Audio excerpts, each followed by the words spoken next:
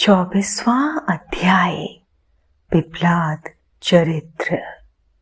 नंदीश्वर बोले, हे महामुनि, एक बार देवताओं और असुरराज वृतासुर में बड़ा भयानक युद्ध हुआ।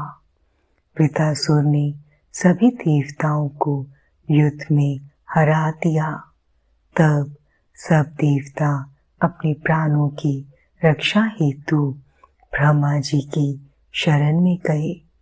ब्रह्मा जी के पास पहुंचकर देवताओं ने उन्हें अपनी सारी परेशानियां बताईं और उनसे अपनी प्राण रक्षा की प्रार्थना की।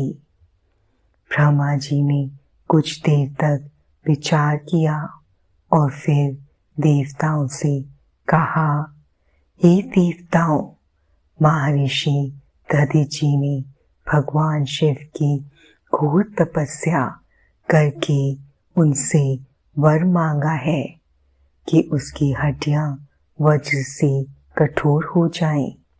इसलिए तुम महर्षि दधीचि से उनकी अस्थियों को मांग लो। उनकी हड्डियों से वज्र का निर्माण करके ही वृतासुर का संहार किया जा सकता है। ब्रह्मा जी के वचन सुनकर देवराज इंद्र, देवगुरु बृहस्पति और अन्य देवताओं को साथ लेकर महर्षि दधीचि के आश्रम में गए। वहां पहुंचकर उन्होंने महर्षि को हाथ जोड़कर प्रणाम किया।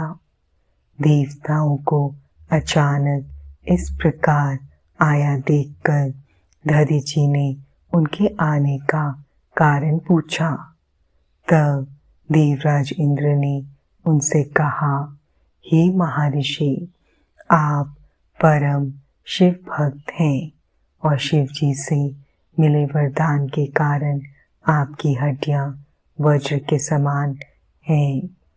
मुनि, हमें अपनी अस्थियां दान करके हमारी रक्षा करें, क्योंकि वृतासुर का वध तभी संभव हो सकेगा। महर्षि दधीचि ने मन ही मन सोचा कि परोपकार से बढ़कर कोई दूसरा कार्य नहीं है।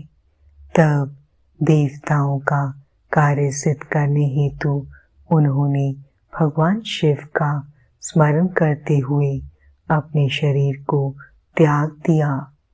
देवता उन पर पुष्प वर्षा करने लगे। जब इंद्र को ज्ञात हुआ कि महर्षि ने अपने प्राणों को त्याग दिया है, तो उन्होंने कामधेनु द्वारा महर्षि दधीचि की सब अस्थियां निकाल ली और वे अस्थियां त्वष्टा को देकर उससे वज्र का निर्माण करने के लिए कहा।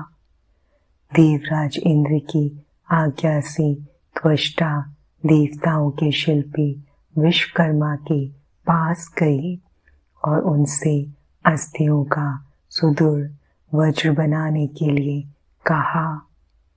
विश्वकर्मा ने दधीचि की अस्थियों से वज्र का निर्माण किया। इस प्रकार महर्षि दधीचि की अस्थियों से निर्मित वज्र को पाकर देवराज इंद्र बहुत प्रसन्न हुए और असुरराज वृतासुर का वध करने के लिए चल दिए। उन्होंने युद्ध भूमि में जाकर वृतासुर को ललकारा और अपने वज्र से उस पर कठोर प्रहार कर उसे किसी पर्वत की भांति खंड खंड कर डाला। वृतासुर के मरते ही देवताओं की प्रसन्नता की कोई सीमा ना रही। वे उत्सव करने लगे, चारों ओर मंगलगान होने लगे तथा देवता इंद्र की स्तुति करने लगे। उधर दूसरी ओर जब महर्षि दधीचि की पत्नी सुरवचा का घर के सारे काम पूरे करके बाहर आई तो अपने पति को ना देखकर सशंकित हो उठी। देवता भी वहां नहीं थी। उसे निश्चय हो गया कि उसके पति के साथ देवताओं ने छल किया है। सुरवचा ने देवताओं को कोसते हुए पशु बनने का शाप दे दिया।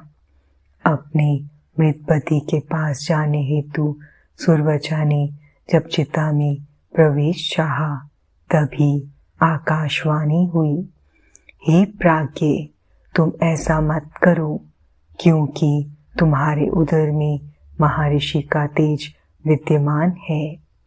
शास्त्र कहते हैं कि गर्भवती स्त्री को सती नहीं होना चाहिए। आकाशवाणी सुनकर सुरवचा आश्चर्यचकित हो गई।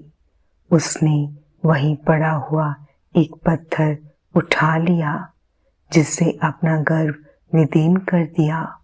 उसके गर्भ से एक महादिव्य शरीर वाला परम कांतिवान बालक उत्पन्न हुआ। वह भगवान शिव का ही रूप था। अपने पुत्र को पाकर देवी सुरवचा बहुत प्रसन्न हुई, परंतु अगले ही पल उन्हें अपने पति का वियोग सताने लगा। सुरवचा ने अपने पुत्र को चूमा और अगले ही पल उसे पीपल वृक्ष के मूल में लिटा दिया और बोली, हे पुत्र, तुम इसी वृक्ष के पास निवास करो और सभी मनुष्यों के साथ प्रेम का व्यवहार करो। यह कहकर सुरवचा समाधि लेकर अपने पति के पास चली गई। देवी सुरवचा समाधि लेकर शिवलोक पहुंची और अपने पति के साथ आनंद पूर्वक निवास करने लगी। उधर दधीचि मुनि के पुत्र को भगवान शिव का अवतार जानकर ब्रह्मा जी, श्री हरि विष्णु, इंद्र आदि सब देवता वहां आ गए और उस बालक को वहां पाकर बहुत प्रसन्न हुए। ब्रह्मा जी ने उसके जात संस्कार विधि पूर्वक संपन्न करके उस बालक का नाम पिप्लाद रखा। उस समय देवताओं ने बहुत उत्सव किया, फिर अपने लोक को चले गए। पिप्लाद बहुत समय तक उसी वृक्ष के मूल में तपस्या करते रहे और मनुष्यों के हित के लिए कार्य करते रहे।